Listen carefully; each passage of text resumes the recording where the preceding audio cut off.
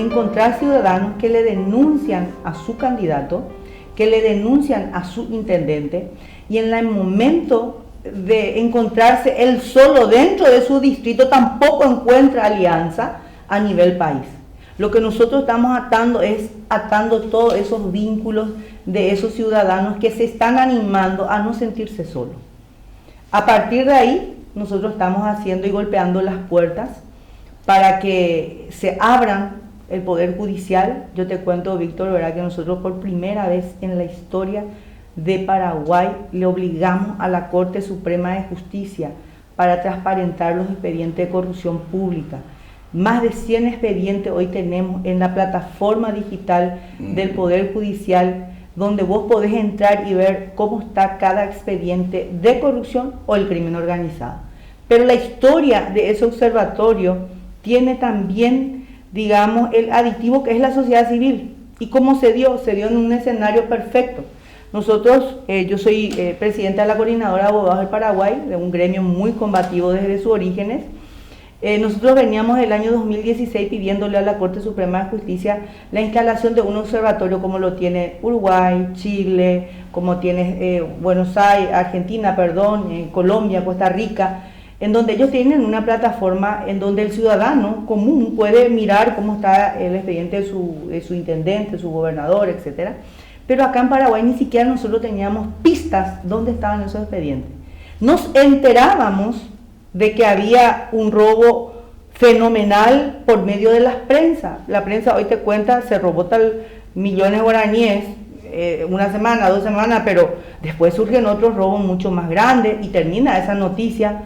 Y cuando terminaba esa noticia y quedaba en el limbo, ya era otra la noticia, entonces era el aguante. El fiscal no quería agarrar la pelota tatá, ¿verdad?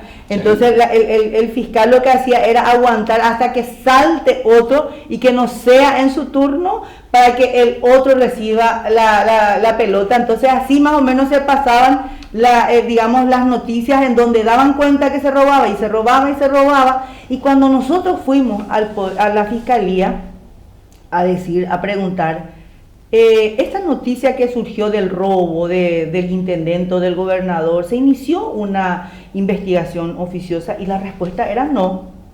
Entonces ahí nosotros, Víctor, empezamos a presentar denuncias, empezamos a llenar de denuncias la fiscalía. Agarrábamos, recopilábamos todas las noticias que era sobre un caso puntual, armábamos nuestro escrito bien argumentado y le dábamos entrada a la mesa de la fiscalía y así forzábamos la investigación. Yo te doy un ejemplo. El ex rector Froilán Peralta de la UNA fue denunciado por nuestro gremio.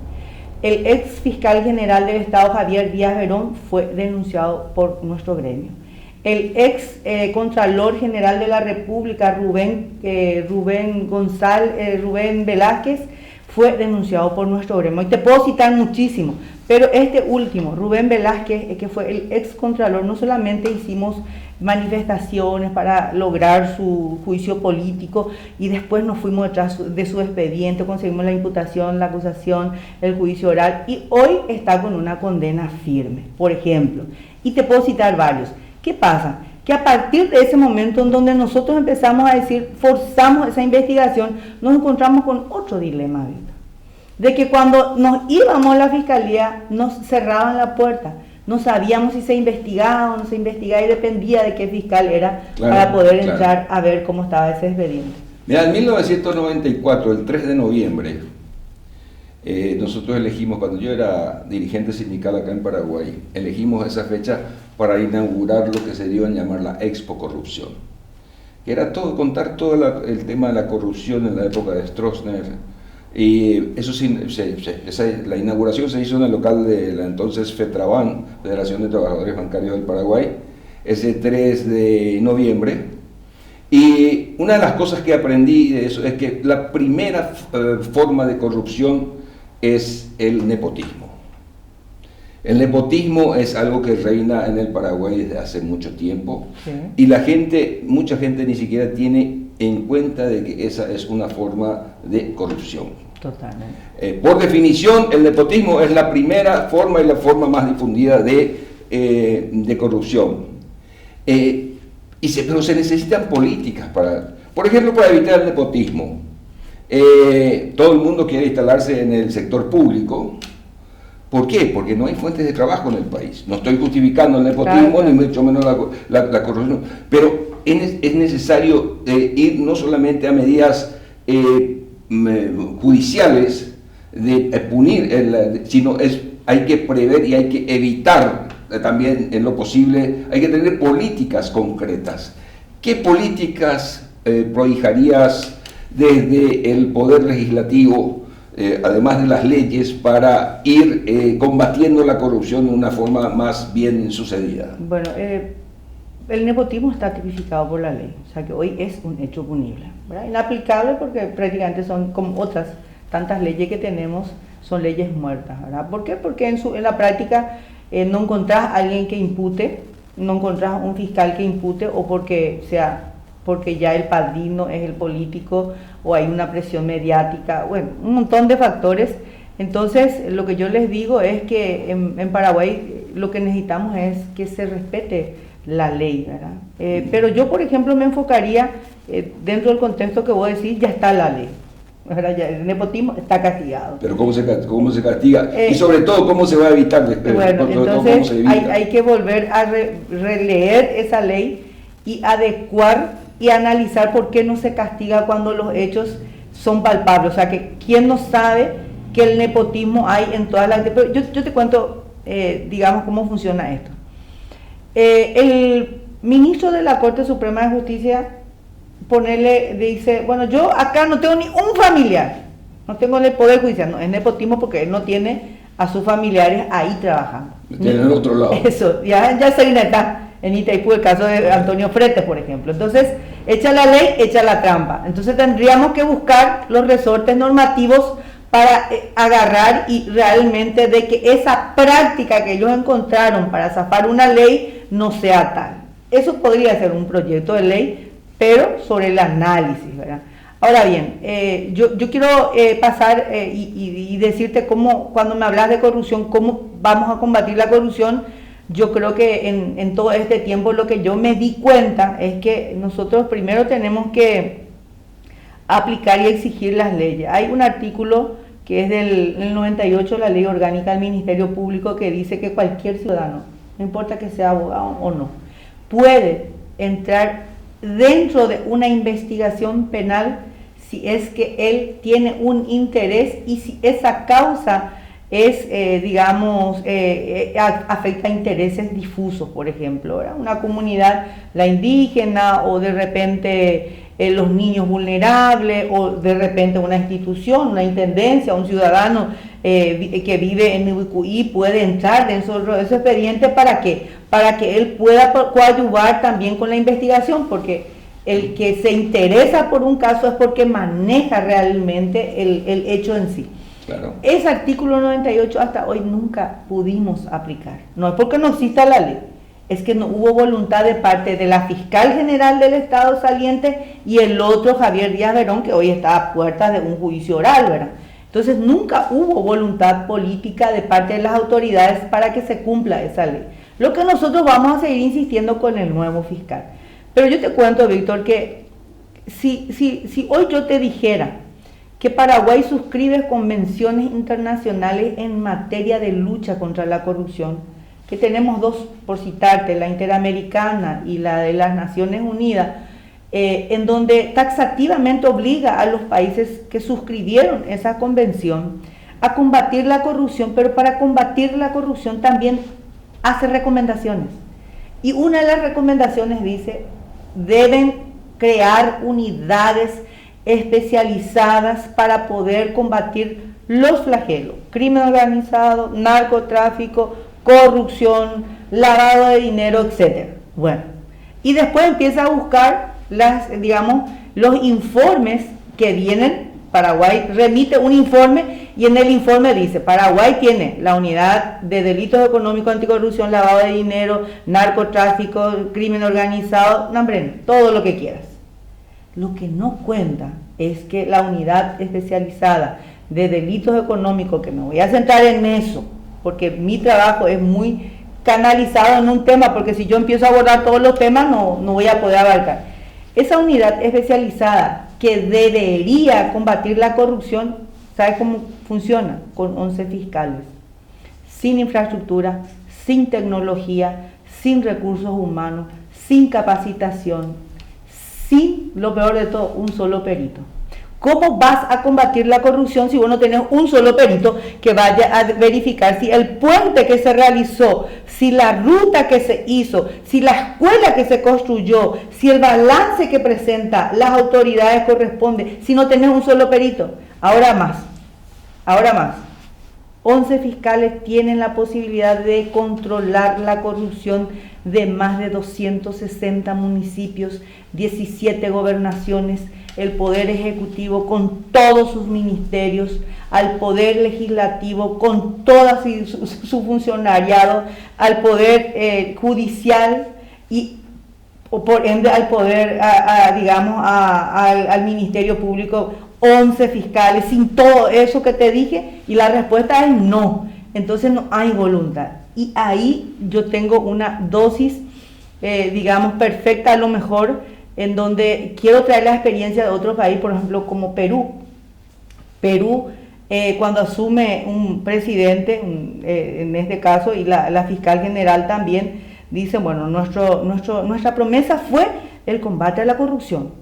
Entonces dijo, ¿cómo voy a combatir la corrupción si no tengo todo eso que te dije, verdad? No tengo funcionarios, no tengo esto, bueno, declararon la emergencia de la Unidad Especializada de Delitos Económicos y Anticorrupción, y el presidente llevó el proyecto de ley desde el Palacio hasta el Congreso para la aprobación conjuntamente con la Fiscal General del Estado. Esa es lo que yo quisiera que el nuevo fiscal haga eso, porque si nosotros no combatimos la corrupción, no vamos a poder hacer frente al crimen organizado, al narcotráfico, porque mientras tengamos autoridades corruptas, ¿cómo vamos a poder evitar esos flagelos? Una cosa que aprendí es que en política el llanero solitario no puede hacer política, porque termina también como uno de los bandidos.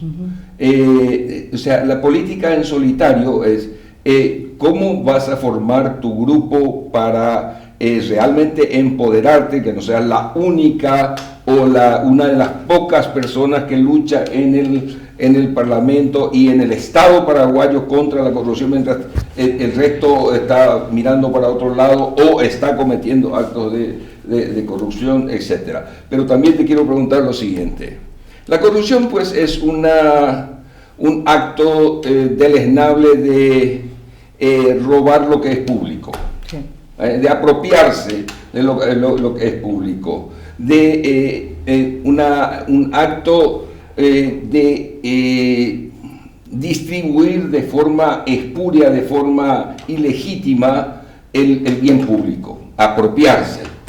Pero hay otra forma también que no es llamada corrupción, que es cometida para robar al Estado y que es muy extendida en este país.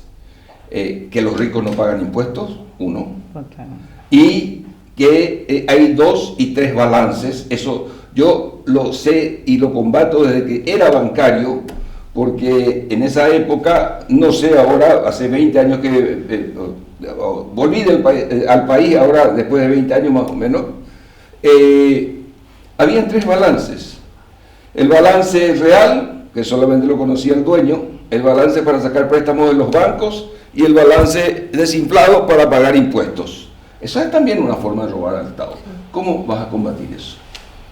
En principio, dijiste primero, me hiciste una pregunta, ¿cómo harías sola, verdad?